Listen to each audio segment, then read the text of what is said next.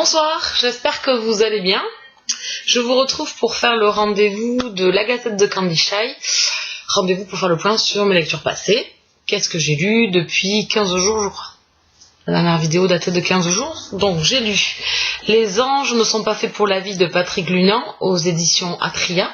C'était une lecture en partenariat avec Livre Addict. J'ai passé un très bon moment. C'était une belle découverte. C'est en fait Julien et Franck qui sont en couple. Et Franck est à un tournant de sa vie où il désire avoir un enfant. Donc il fait appel à une jeune femme pour être mère porteuse. Et on suit donc son petit périple pour rencontrer cette personne. Et on découvre également en seconde partie sa rencontre avec Julien, comment ils sont tombés amoureux, etc. Donc le livre se scinde en 4 parties. J'ai bien aimé les parties 2 et les parties 4, où c'était vraiment la relation de Franck et Julien qui était vraiment très intéressante. Il y a beaucoup d'émotions, beaucoup d'intensité, donc du coup on se laisse porter, on passe vraiment un bon moment avec eux. C'est la grosse particularité de cette lecture. La partie 1 et la partie 3, je suis un peu plus en recul, c'est donc la rencontre de Franck avec cette jeune femme, Babette, qui veut faire poule pondeuse. Il n'y a pas d'autre mot. Elle s'en fiche d'avoir des enfants, elle a juste la capacité d'avoir un enfant, donc elle estime que dans sa vie il faut qu'elle fasse au moins cette expérience. Donc du coup ça m'a un peu, je me suis pas retrouvée en elle, donc du coup je l'ai prise un peu en grippe. Sa façon d'être aussi très désinvolte, alors que j'ai l'impression qu'on est quand même loin de ce personnage là. Elle cache pas mal de choses et pas mal de tristesse, je pense aussi, et donc ce petit voile d'indifférence et de spontanéité, de grand n'importe quoi entre guillemets, m'a un peu gonflé. Ensuite on croise plusieurs femmes donc dans l'histoire, puisque dans le périple de Franck avec sa rencontre avec Babette, va à plusieurs endroits et rencontre à chaque fois une femme. Et j'avoue que la caricature féminine dans cette histoire, donc que ça soit il y a 3 ou 4 femmes, c'est assez glauque. C'est des femmes qui sont vraiment à côté de la plaque, qui voient un beau mec débarquer et qui de suite veulent se donner cœur et âme, ou plutôt chair et chair à Franck. Donc voilà.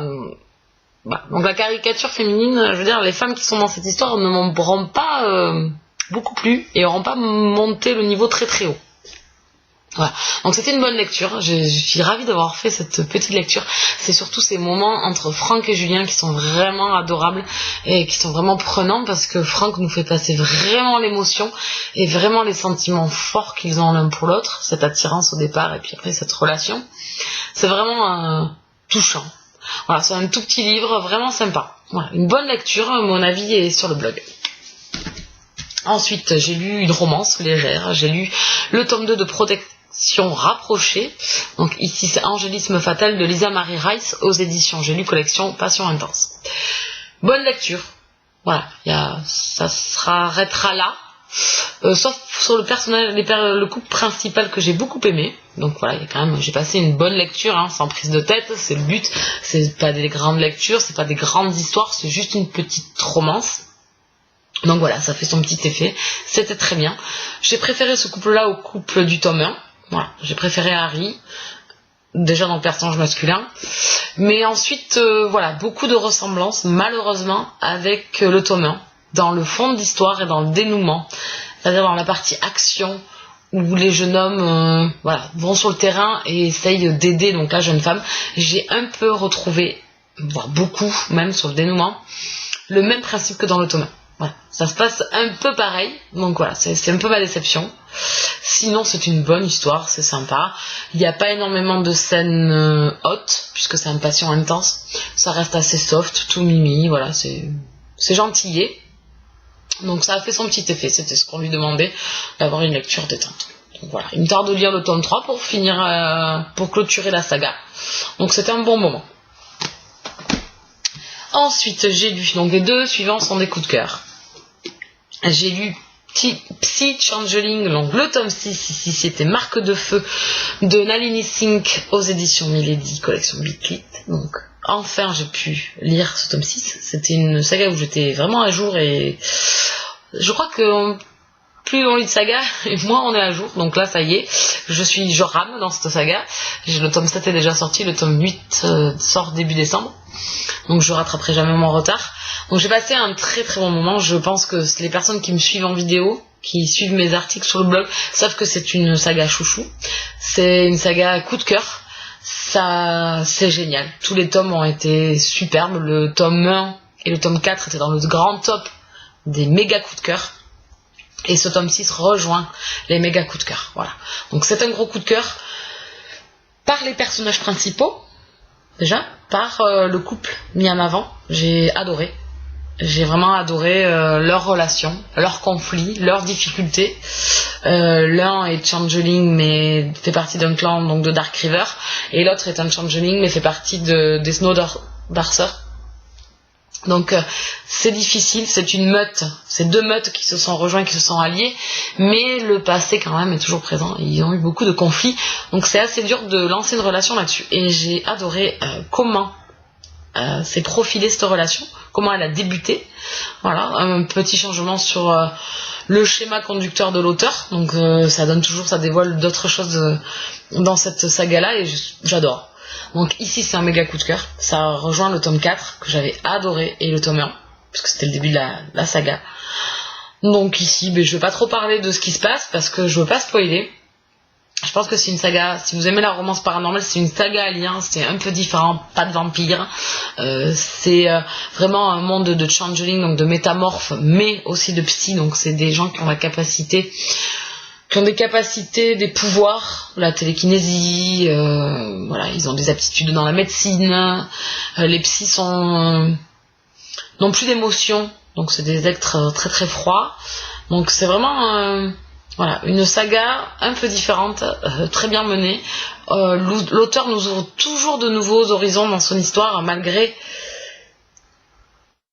la présence, voilà, des métamorphes, des psys. Maintenant il y a les humains, il y a une guerre qui se profile.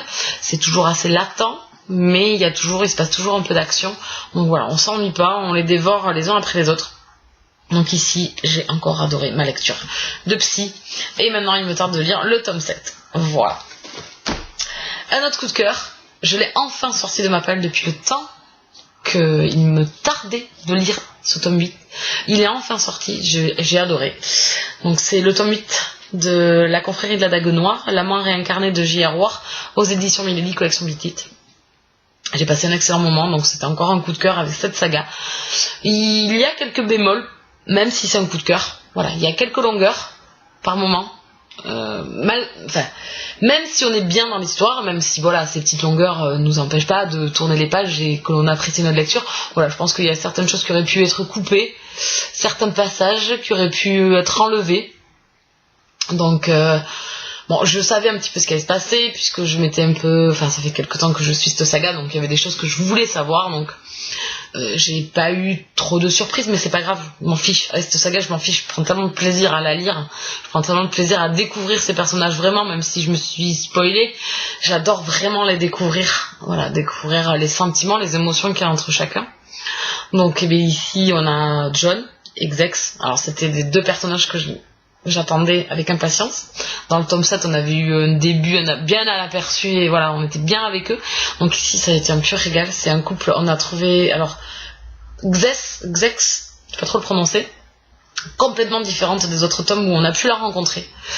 Donc elle a vraiment souffert, donc on la trouve beaucoup plus fragile. Voilà, c'est vraiment une bombe d'émotions. Elle passe par tellement de choses et tout, elle se révèle complètement différente pour notre plus grand plaisir. John, bon, est fidèle à lui-même, moi je l'adore, il est vraiment adorable. Et ici on a pas mal de moments donc de l'autre couple chouchou, donc Queen et Blay. Donc alors non, en français c'est Vif. Donc oui, Blay et Queen, parce que en anglais c'est comme ça, et je m'y retrouve plus facilement. J'adore ce couple, j'adore voilà, tous les conflits qu'ils ont, voilà. J'ai relu les passages, parce qu'en fait j'avais lu que leurs passages dans tous les tomes. Une jeune fille avait traduit que les passages qui concernaient Queen et Blay, et du coup là de les avoir dans le récit, c'était encore que du bonheur de les relire. d'avoir encore ces moments-là, et franchement on prendrait un pour taper l'autre, enfin plus Queen quand même que Blay. Ils nous font mal au cœur, même si on en veut à Queen, on le comprend. Et voilà, il me tarde de lire la suite. Voilà, là franchement j'ai fermé le livre, j'ai qu'une hâte, j'aurais bien enchaîné directement avec le tome 9, j'aurais bien continué. Voilà, mais bon, j'ai d'autres lectures à faire avant, donc c'est encore un super moment. Quelques petits bémols, voilà, là les longueurs, les passages sur Fléau qui ont été assez longs et qui apportaient pas forcément dans l'histoire, j'ai trouvé, qui apportaient pas forcément au récit. Les passages sur il y avait quoi encore, quelques passages sur Thor où il va chercher des objets, tout ça, je pense que ça aurait pu être coupé également. Mais sinon, voilà, les passages forts entre Blay et Queen, c'était du pur régal. Les passages entre John et Xex, c'est du pur régal. Et on a enfin croisé, voilà, enfin Thor qui a retrouvé No One. Donc enfin personne, elle s'appelle dans le livre. Donc voilà, ça y est, c'est les retrouvailles. Et voilà, il me tardait de vraiment le lire pour vraiment savourer ces moments-là. Et j'ai hâte de poursuivre cette saga. Donc j'espère passer le tome 9 très rapidement. Voilà, bon, coup de cœur encore pour ce tome 8.